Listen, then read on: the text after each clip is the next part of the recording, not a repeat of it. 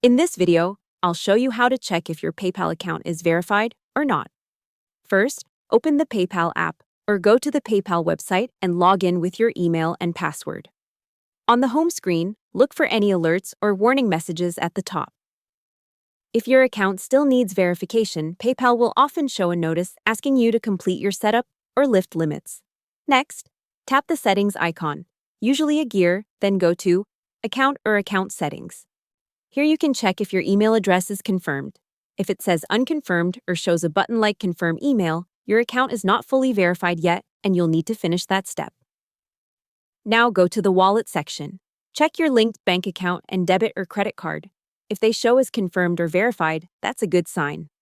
In some regions, you might also see an option like View Limits or Lift Limits, which tells you if verification is complete. Hope the tutorial was helpful. Subscribe to my channel and see you in the next video.